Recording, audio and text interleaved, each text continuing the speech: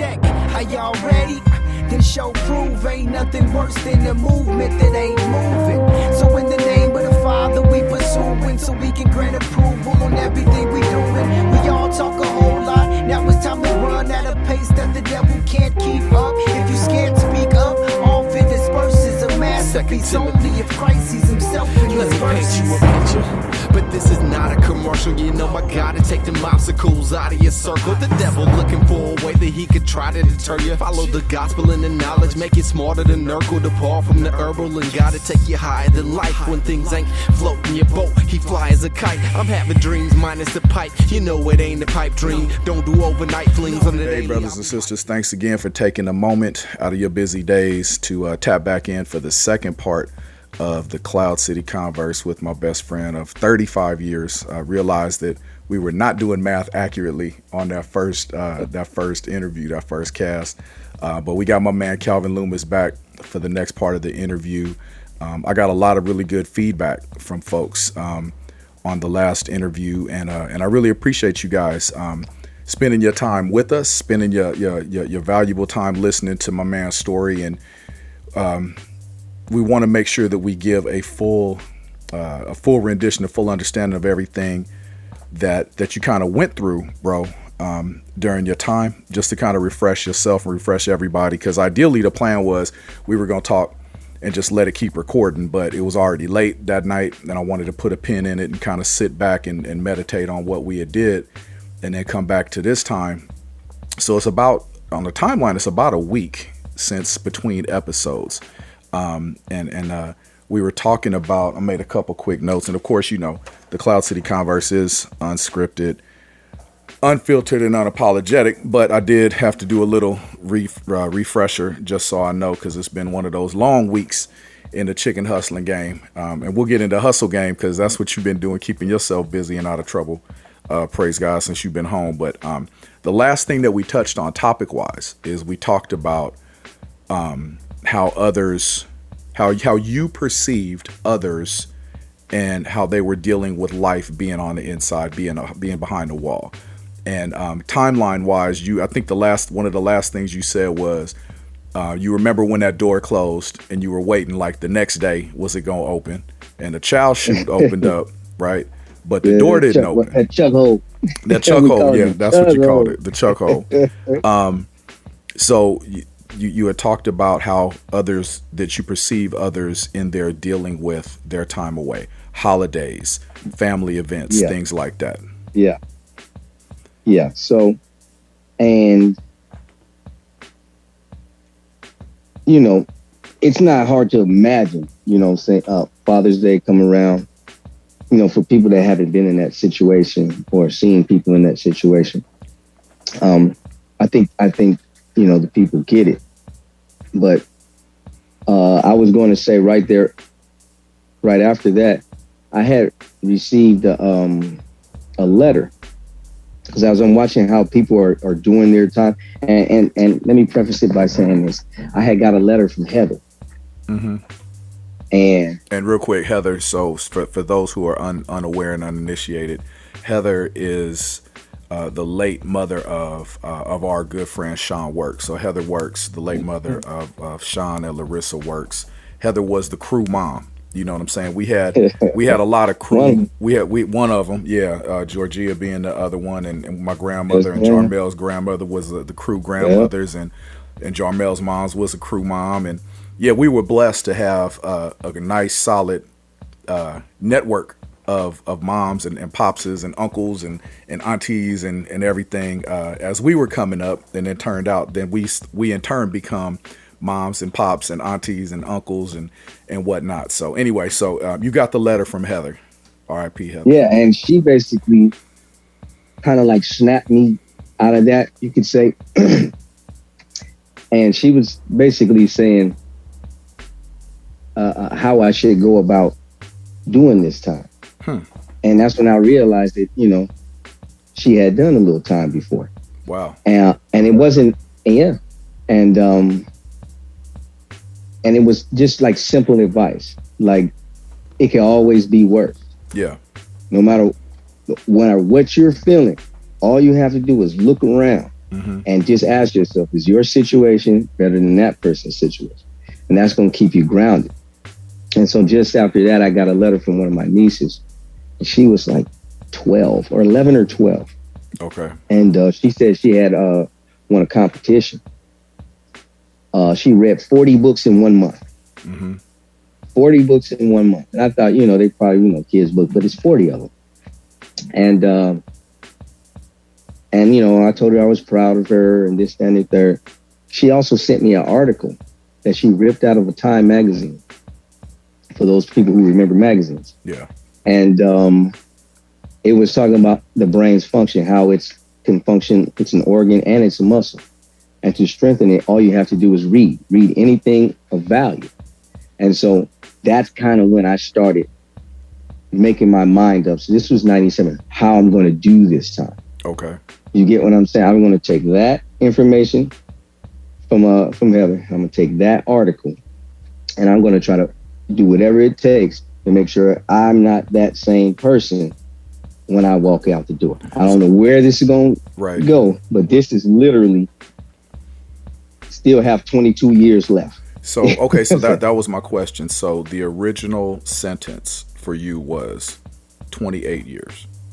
Yeah. 28 years. So into that 28, and obviously for those who don't know, how's the math work? For every 7, they take off 1. Is that correct?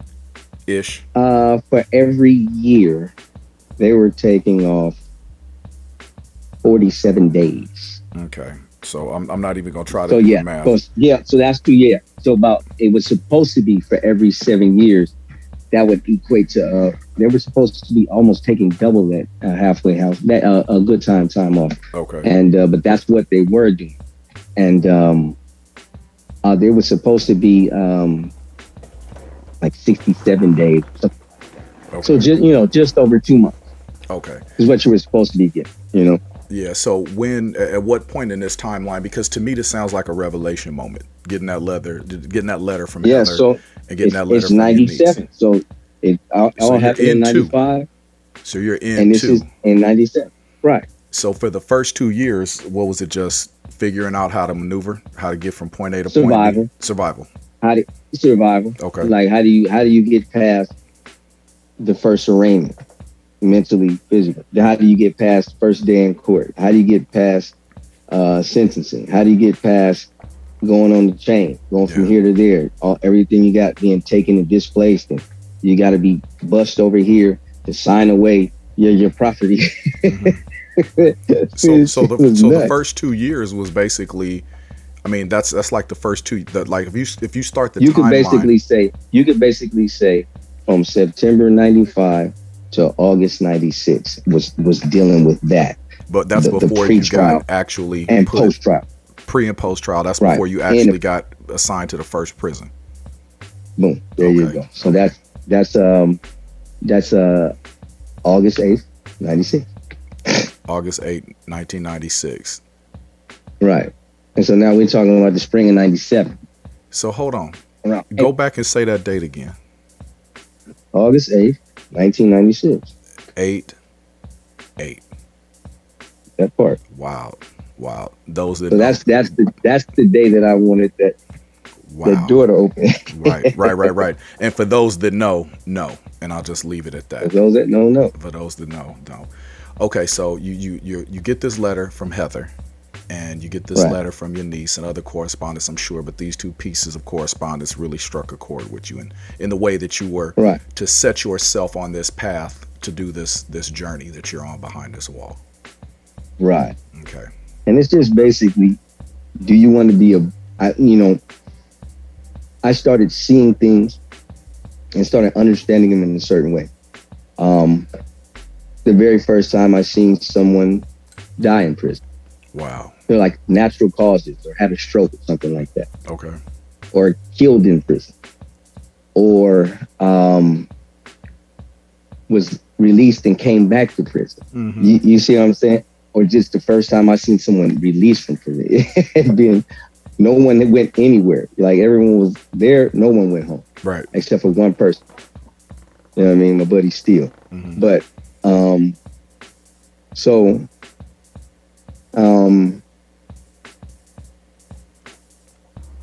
I'm trying to decide, and it's a simple decision. You could be the exact same person when they let you out that door. Okay.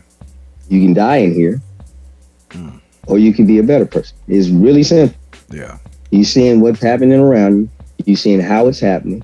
You seeing how easy it is to avoid. And you see, to do anything that's positive, anything that's beneficial, there's some stumbling, there's some roadblocks. You got to go through the administration and do. I signed up for a class at UC Berkeley Extension, an English class. Yeah. Mom's paid for it. They blocked it. Wow. So everything that you're not supposed to be doing, it's right there for you. And everything that you wanted to do that was beneficial, there was red tape. We got around it, but the point is that there was anything. So that's the message. Yeah, it wasn't designed to. That's the message. It wasn't designed. It's easy to. Yeah. Yeah, it wasn't designed to make it so where you guys can do the time as much as possible, and what's the word, recidivism, right? Right, but we understand that now because of the sitting president now. Right. That was a policy that, and I'm no shade to nobody, or no opinion. That was a policy that he said, hey, at that time, that's what we thought. Recidivism is not going to work. We're going to strip away. And even at that time, the sitting president at that time was said, yeah, when his wife was running for president, when Hillary was running for president, they asked her, hey, your husband is responsible for a lot of these policies that you say were overcorrection, right? That needed to be corrected. And Clinton answered the question himself. He said, "I'm in favor of her correcting everything that we went too far with," meaning that when he had this war of drugs, you have to go back and check. You go back and check, and you'll find it. It's not on Free Speech TV. It's another. It's not Newsy or Free Speech TV. It'll come to me, but. Meaning that they stripped everything but the bars. Wow. Once they had this war on drugs, I was like, okay, we got to get cheaper food, cheaper medicine. We got to get, we have to take away the education. We have to take away the trades program, all of that. If anyone went to a federal prison or a military prison, they literally could come out of there with a PhD. Now, who was more equipped to handle entering into society? Someone that had received an education and or a trade, right? And so that's what it was. It was like, if you wanted to do anything good, you're going to have to work for it, and it's going to be better off if you can figure out how not to complain about how hard it is. Right. And then when you get to the top of that particular journey, it's less sweet because you made it a little so. You got to work hard, but you can't. Fatigue mentally or emotionally. So that was the key for me. Working hard's never been a problem. Right. No, and that's evident, and we're going to circle back to that hard work and all that stuff and what you were able to do and accomplish while you were there in the time. But I want to talk about the negative part, right? I mean, obviously you're in prison, but you mentioned Heather. When Heather passed away, you were there. Right. When I got married. That's the last time I smoked a cigarette. Right. Well, look, when I got married, right? I was there. You were there. When Cammie was born, you were there. I was there. When your sister's husband passed away, you were there. When Sean had his accident, you were there. And the point I'm trying to get to is, we had talked before about you went in at the age of 21, and I've been really, really struggling not thinking back to how I dealt with the time with you being gone, because life was going on. We talked about that a lot, right? You had told me there was a time where we had lost contact for several years after Lompoc, and I can't remember, probably before Victorville. So I think it was T.I. and a few other places in between there when we had lost contact. And I felt really convicted about that because I had a narrative in my mind that I was crafting, right? A visual of what you guys were going through. And I remember when we finally reconnected was sometime around Heather's funeral, because I had to go through a couple different channels to get a hold of you and figure out where you were. And when I finally tapped in with you, what you told me really affected me. You said, I don't care if it's 1 year or 15 years goes by between us talking, as long as I know you're out there taking care of business, I'm good. As long as I know you're taking care of business. Yeah, go ahead. So there's two things in that. One is that having a good opinion. You get what I'm saying? Elaborate on that one a little bit. Basically, if you have anyone in your life that you care about and something happened or something didn't happen, right? But if you can force yourself to have a good opinion of the situation, that because if it was a true friendship, whatever happens, y'all can deal with it. Right. If it wasn't a true friendship, the first thing that happens, the whole house falls down. How is that possible? That's when animosity comes into play and things of that nature. Right. I understand. So, but some people's animosity, once they calm down, it returns into remorse. Mm-hmm. You know what I'm saying? Or self-realize, or person might realize I took it the wrong way or I understood it the wrong way. Sure. That's if it was real. So that's one part. But then the part about the time, and that's what I started to understand, is that I experienced doing time. I experienced time differently. Okay. Right. If I had 20 years and, I have 25, 50, 75, 100. So every 5 years I have to do it like this. Okay. That's how I was doing time. Yeah. I was breaking it up like that into a percentile. Then I started to understand what I saw initially, how people were going through the struggles that they were going through, right? What I was going through in my first 25%, everybody was going through the same thing mentally. The first year, if you had 5 years, if you had 4 years, my first 5 years mentally and emotionally is equivalent to your first year. Okay, I got it. Percentile wise. Yeah, it's in percent. And you're going to experience the same things. You're going through pre-trial and trial and post-trial. And then the next thing, they put you somewhere, you get into doing your time for good or worse.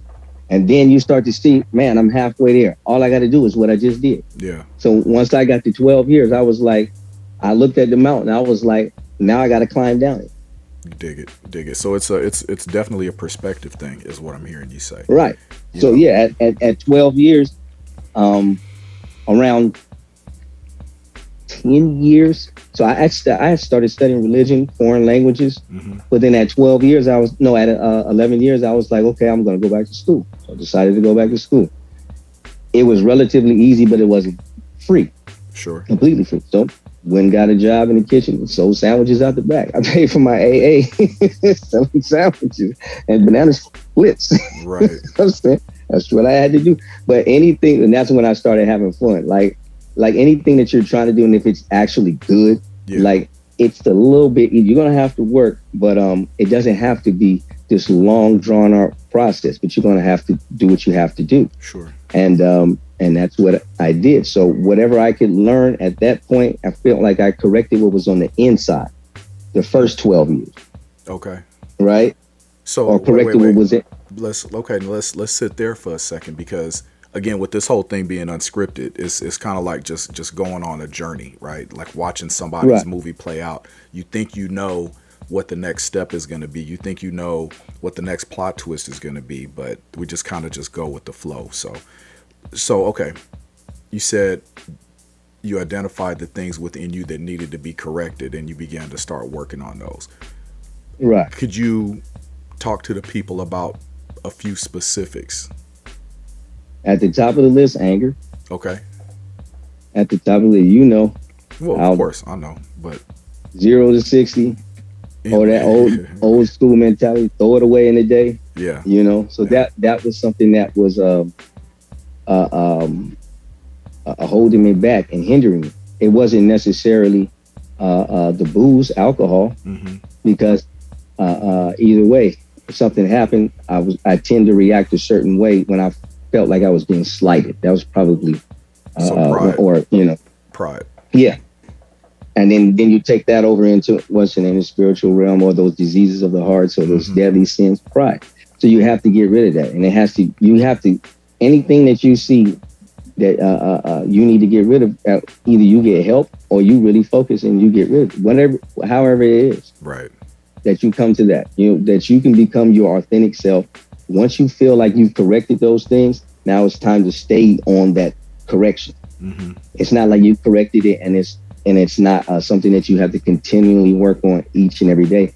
You just know how to bring yourself down when you've gone too far. Sure. Once you get once you get all, it doesn't mean up. that you might not go too right. It doesn't mean that you might not go too far anymore. You know how to bring yourself back before it goes too far. Sure. You know what I mean? You learn how to deal with until, and I believe, you get the same tests in life until you can pass them continually. Mm-hmm. You know what I mean? So that's what I meant by so anger. That was one of them.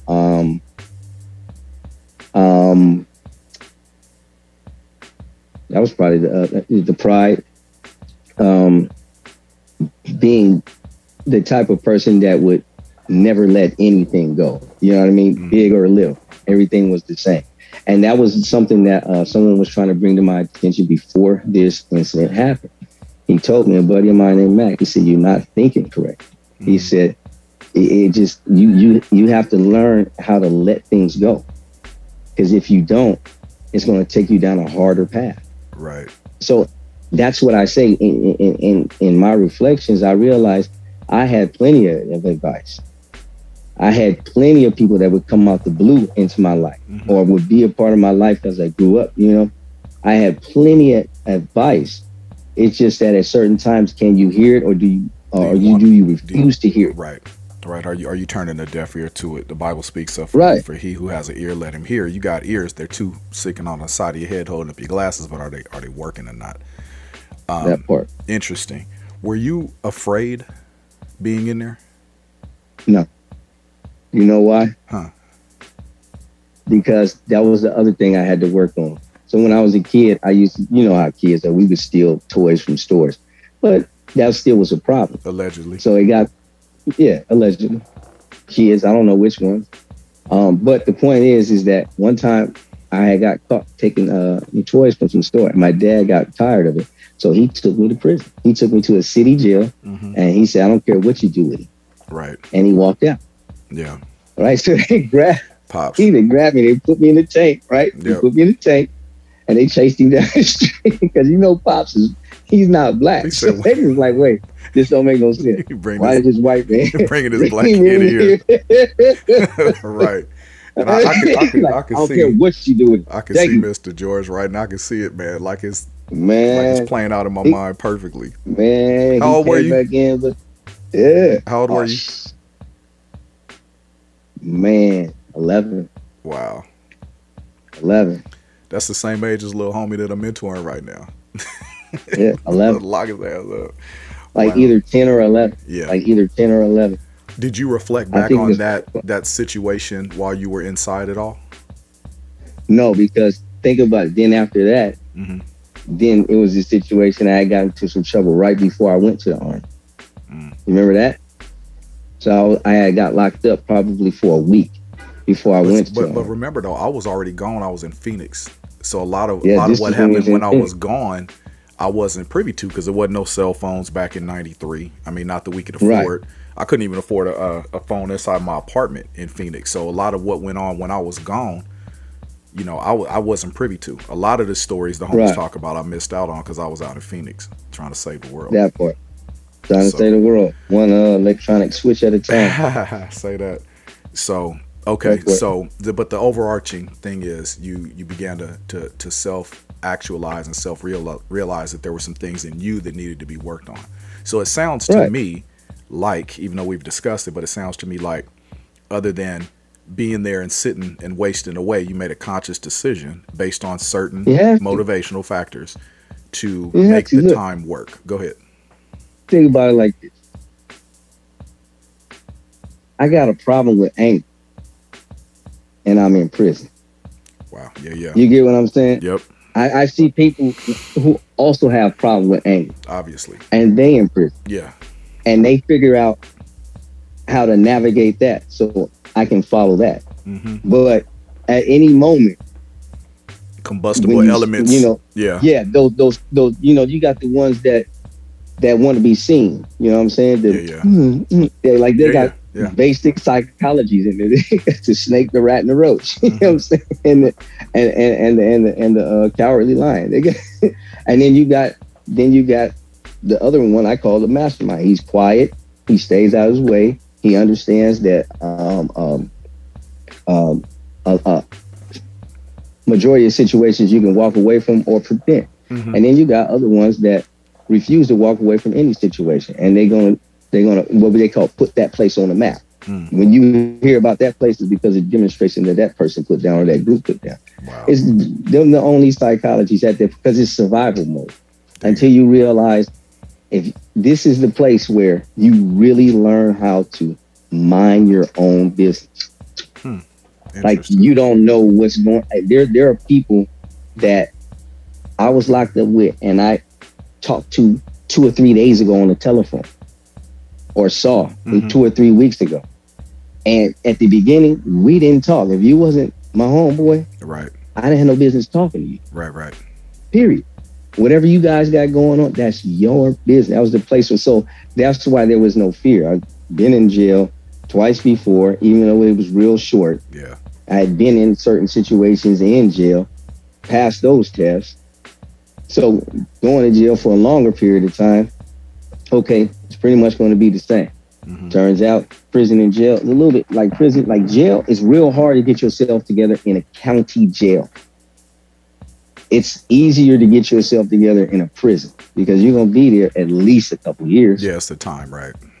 Right. That's the time where, right. And even if, and you think about it from a religion or spiritual aspect, where do you need them the most? At that point in life? You know what I mean? So I don't see hypocrisy in prison, people in prison using religion in the correct way to get them through that tough time. Maybe that's all it was for. Maybe it's to make the changes in their life and take that with them. Some people yes, some people no, but whatever you have to do that makes you a better person, that's its own reward. So you becoming a better person is its own reward. It's not riches, it's not fame, it's not a fancy career. Like, we can talk about the things that I'm getting into and doing now, but that's not the reward. The reward is being a good person. That's its own reward. To take those principles, take a handful of principles, apply them to your life, and that's its own reward. Treat people as you want to be treated. Yeah. Very simple thing. Speak the truth until you become one of its people. Very simple principles. So, you know what I'm saying? So the principles, and just apply those to your life. So the principles that you learned in there, right, came through the understanding of Islam, right?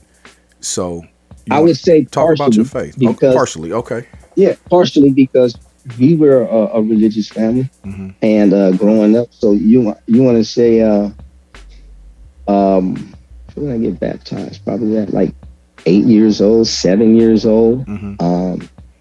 Had a grandfather who was a preacher, so we used to have to memorize passages from the Bible. Sure. If any family member was on their deathbed, we were kids. We would recite passages over the Bible from memory, or read. It was a part of our life. Yeah. It was interwoven into our life. That's how we were raised, with those things, with those, and so you could say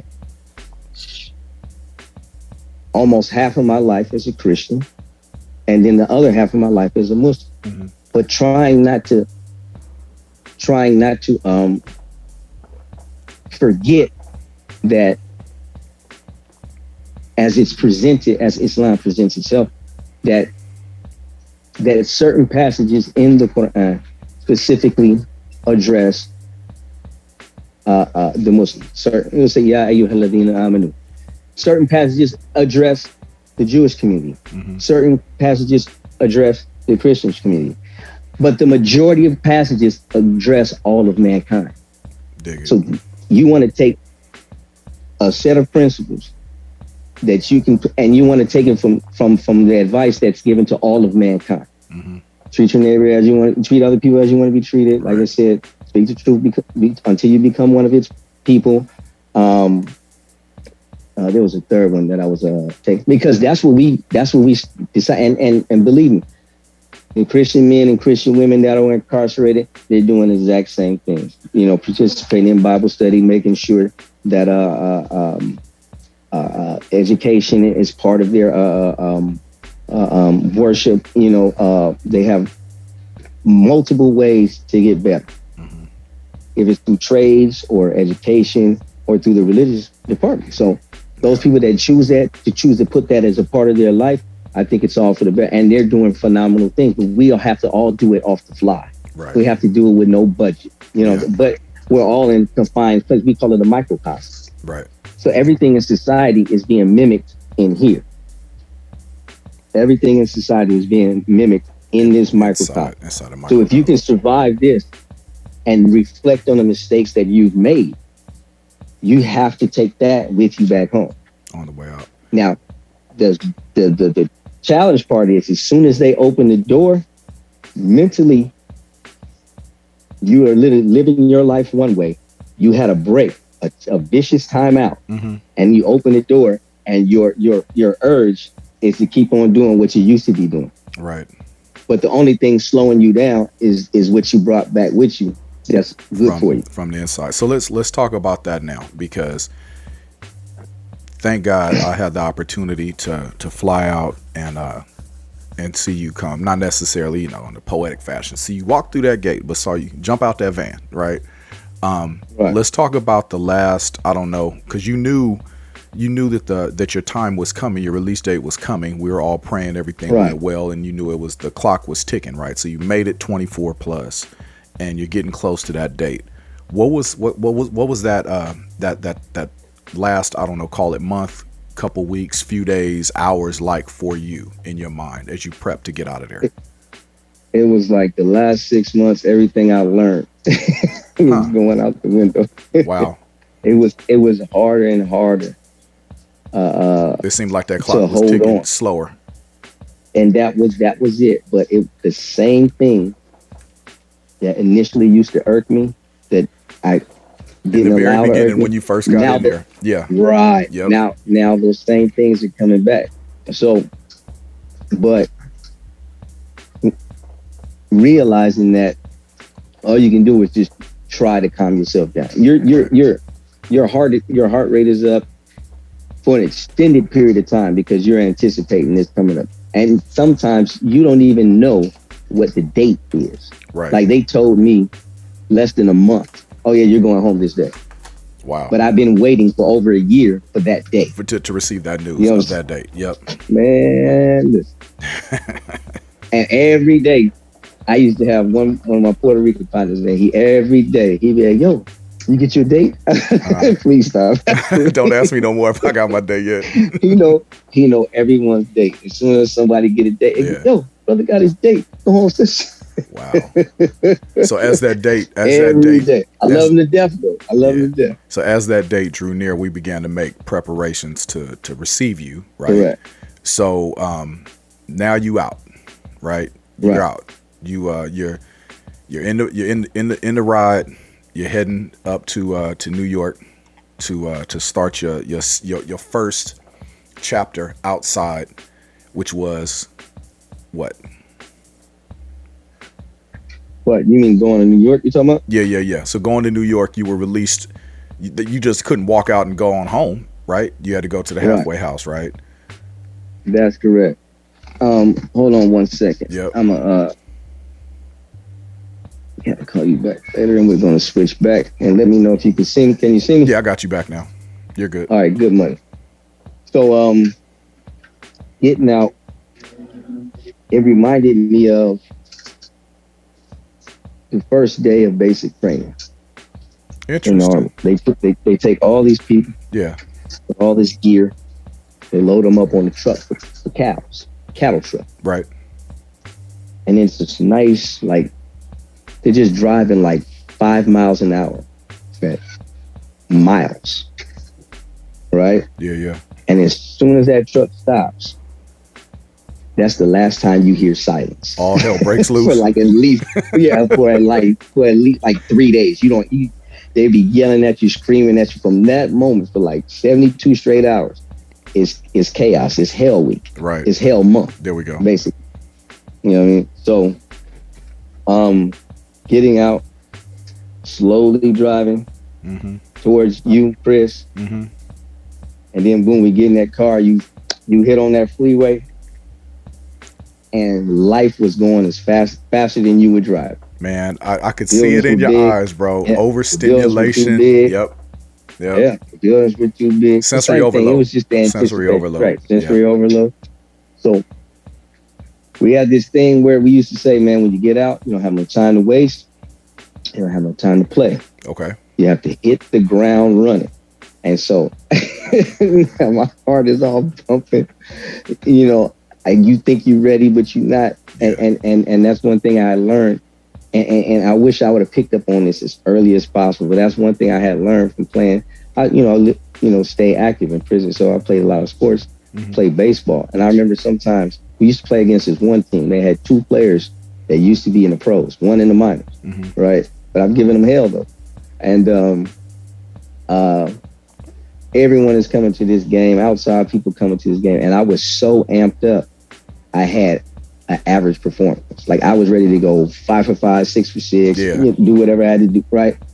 And I had like an average performance, like 2 for 5, score 1 run, couple 1 outfield assist, right? But and someone told me after the game, and I wish I remembered it when I got up. My manager, Bucci, he was like, "You were just too amped up. You wanted to win so bad. That's what prevented you. You wanted to succeed so bad. Yeah, that's what prevented you from doing it." And I said, "Oh crap." So when I got out, I'm hitting the ground running. Right. I'm moving. I'm not really focused. I'm just focused on, I got to keep moving. I got to keep accomplishing things. Yeah. Not remembering that this is probably more of a, ease yourself back into it. But well, I mean, the thing is, you only got strange people. Yeah, you only know one way of doing things. I mean, we know multiple levels, but at our core, I think you're either a hustler, you're a runner, or you're a sloth. Yeah. Hustlers find ways to get stuff done. Runners just continue to duck and dodge, and sloths are always, getting in their own way and slowing down. And I mean, that's not, part. But so you're in the halfway house, you make it through there, right? Because because that was a trick. That was a challenge of its own, because it was, people across the street getting shot, people in the halfway house getting killed. Yeah. So right back into the same mix, but at least Chris was able to tell me, look, where you're at, you go over here. That's no bueno. You go over here, that's no bueno. Over here, you okay. Over here, just keep doing what you do. Right? Just stay on task. Yeah. Right? So in the halfway house, only 57 days. Unfortunately, I'm trying to find something to get into, try to find some work. Right. Because I went out there to try to join the sanitation union. So they issue their tests every 5 years. 2020 was the time that they was going to issue it. So that was the impetus for going to New York. Right. Take the test, get on the waiting list, and then, find a job, which I was able to do. I wish I would have found this one school before I found that construction school. Right. It was a school to go to IT, 100% paid, free. The last job I had in prison, I was a cost accountant. So I was just like, perfect. Yeah, easy transition. Like I felt I was in shape to do 2 things: either get into a career field where I have to use my mind, but my body was strong enough just in case I couldn't get into it. So once I found something for my body, I found that program. I wish I would have found that, and that's what it is. Is since I've been home, knowing that some opportunities I was able to discover, or people tell me about, some that I missed, and I wish a lot of times I wish I could have clocked that when it happened, but you can't get that back. Right. But knowing that, it's just teaching me that you just got to be more keen. There are times where you have to slow down. You have to give your body a rest. That fire in you, it's not going to die. Yeah. Right. That fire in you to succeed or to take care of your family, that's not going to go anywhere. Right.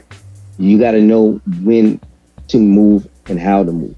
Yeah. When to move fast, when to give yourself a break, when to give yourself a minor reward. Take a day, go to the beach. Right. I literally was like, it wasn't taking a day, not even a day for myself. It was a grind because 7 days. Yeah. you moved quick, right? And everybody that I talked to prior to going out there when you got out, and a lot of people that you don't know and probably will never meet ask me about you even to this day. One of the sisters from church asked me about you yesterday because I had mentioned, oh yeah, the podcast. She was like, oh yeah, how's he doing anyway? And I'm like, he's doing well. He's doing well. Let's talk about that doing well, because you hit the ground running quick. You hustled. You did your thing. That's who we are. That's what we do. Bounced from New York to Vegas. Had some time in Vegas, but something really interesting happened while you were in Vegas that would pertain to the smile that's about to creep onto your face. I'm talking about Tasha. Oh, okay. So let's get into that. So, yeah. Let's get into that. So we could talk for another couple hours, and we're not going to do that. We're already on 40 minutes, but I'm not going to cut this into part 3. We're just going to ride this thing out. So what I want to finish doing, I want to talk about Vegas. I want to talk about rekindling old flames, and I want to talk about what you're doing now that you're back home in Cali. Yeah. So Vegas didn't work out. Corona hit. Yeah. At the time I left Vegas. You know what I mean? Went to Vegas with my folks to do 2 things. Try to get my license. Never had a driver's license. All right. That's another reason why New York appealed to me. Didn't need one. Right. And I was thinking about going in the truck and get a CDL. So it was real difficult to get that done, but I had started talking to an ex-girlfriend, Tasha, and then she found out. She didn't even know where I was going. Had gone all those years, but when she found out I had needed some help, she stopped what she was doing. She drove up to Vegas from California and sat down there with me in DMV, and she was willing to do it day after day until they called me to take that test. Right. So once that was a big thing. So then, shortly thereafter, and I mean shortly thereafter, we were back on again. Yeah. And been back on ever since. She's been a rock. Oh man, listen, when I say I wish I could have done some things differently, she's been a part of it though. You get what I'm saying? Yeah. Like trying too hard. You get what I'm saying? Yeah. Not knowing when. You have everything you need. You're prepped, you're battle tested. You don't have to try too hard. You just go out there and do it. You know what I mean? You just have to bring the right attitude to what you're doing. But that's life though, man. That's life though, bro. The energy is there. You got to go through. The power is there. Man, but you got to go through a couple things to realize that. Yep. To realize who you are not, who you don't have to portray to be, and who you are, and be accepted by those who actually matter. That's worthy of your acceptance. You know what I'm saying? And that's what I see when I see her. This whole story, dude, is like it's wild. It's a trip just to kind of rehash it and go down memory lane with you. And probably for those who are just hearing it for the first time, or some that are partially in the know. And because I got a message from Maisha White that we went to school with back at Elliott and Muir.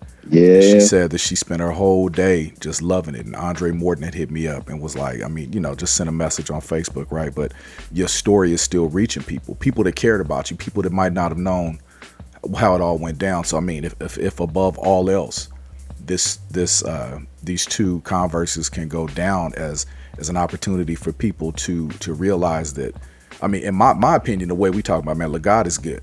That's all this is. This is this is a 2-episode, 80 some odd plus minute testimony of how we can get in our own way and God can bring us out. Go ahead. Everything about it from this perspective. To just sum it up, there are only 2 stories in the Bible that really, really, really stand out to me. Story of Stephen, my man, because he died for his faith. Amen. Yes, he did. And the prodigal son. Right. And the prodigal son. So that is something that, as a child, that story always stuck with me. I read that story probably 3 or 4 or 5 times a year. Growing up. Yeah. And at some point realizing whatever I was going through, God gave me what I needed at that time. Right. You get what I'm saying? Yeah. And so coming home or being in prison, whatever I needed at that time, I got that. Right. So if it was encouragement, whatever. But coming home, had a chance to reconnect with my siblings first. Yep. Then reconnect with my parents second. Yep. Then start my own family third. So me and Tasha, we ended up getting married. We were there. Hey. and just moving forward as a team, as a powerful team, and trying to always remember that just like I could take those principles from other religions, from mine is basically the whole purpose of religion is to perfect your character. Right. So when you start having these relationships again, and like I said, I got to reconnect with my siblings, with my parents, started a family, all my brothers, right? You know what I'm saying, from the crew. So it all came in a line. I came back to get my family back, and I started on the East Coast, right? And then before I got to my parents, my sister in DC. Sadar, yep. Reconnect. Started out of everybody. I started with her. Yeah. Weird, huh? Yeah. Well, you, and then her. Right. You know what I mean? And then slowly made my way back to the other side of the country, all during the pandemic. Man, I know, right? Ain't stopped moving. And then now ain't stop moving, and you can't stop moving. Right. And that's the cool thing as we get ready to tie this thing up, man. 45 minutes went by fast, bro. Yeah. Man, but the cool part is though, I mean, when this conversation is a long time coming, there were times I would tell Adrian and the kids, there were times that I would have dreams about being there the day that you got out, and I would see you, and it's like I still have dreams now, like I see my pops here and there, and knowing that he's gone, but that I would see you, and then the celebration of being able to put all the puzzle pieces back together again. You know what I'm saying? Yeah. And, it's a trip. It's a trip because so much happened while you were gone, but so much is still available to happen and go forward now that we got the family back together again. So that's super legit. That's super legit. And I'll drop these tears any day for the honor of being able to have this conversation with you face to face and not over a phone that we got to use Google whatever the hell we use to circumvent that, or a collect call coming from, or core links to send emails to some old monkey ball like that. But man, the best part about it though is you here, you back, you healthy, you happy. God has kept you, God has protected you, and God has kept someone special for you to be that life mate partner for you going forward. And man, come the weekend of August the 8th, we're going to get together. We're going to celebrate like we need to as a family. So I'm looking forward to that. This ain't going to be fair. It ain't going to be fair. No, not at all. That's not at all. Man, not going to be fair. Man, what Michael Jordan say, when talent work hard, it's not fair to the rest of y'all. I like that. As we move this thing to close, any final words for any of the folks out there that's listening? Words of wisdom for the young bucks? Anything you want to say that you ain't said already? My main thing is at least being able to say thank you. I came back home, you know what I'm saying? Not only to change, but if I had done anybody wrong, to apologize. Yeah. To fix whatever I had done wrong. Right. So, but those people that sent letters, prayers, well wishes, those are people I wanted to say thank you to. That somewhere in their heart, pardon me, somewhere in their heart, you know what I'm saying, they thought of me. I want to say thank you for that, because a lot of people say, you know what I'm saying, just send a prayer for me, but a lot of people believe it. A lot of people feel it. Yeah. A lot of people don't know where they're getting this energy from. You know what I'm saying? Like when some days are rougher than others and the next day you catch a break, a lot of people don't know where they get it. I do. I believe I do. You get what I'm saying? Yeah. And, everyone's trying to tap into resources. Everyone's trying to tap into power. Everybody's trying to have their cake and eat it too. And there's this power that you can tap into. there are other types of powers and other types of resources that you can tap into. Yeah. And it's just up for you, you know. So that's, you know, for those folks, I from the bottom of my heart, I just want to say thank you. From the kids to the friends, classmates, family members, loved ones, everybody, you know, especially the crew. Yeah. You know what I mean? And just making sure that they at some point, there's a lot of homeboys, a lot of homegirls wrote me. Yeah. You know what I mean?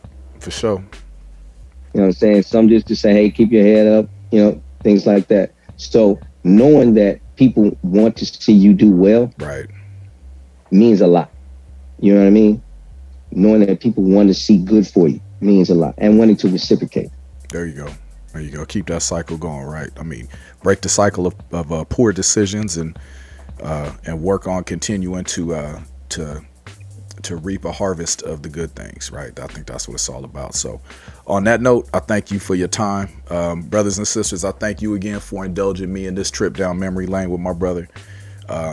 It means a lot to get the feedback from people that were really intrigued by the story. It means a lot to me, but I'm sure it means a lot to my man. So I appreciate you guys tapping in.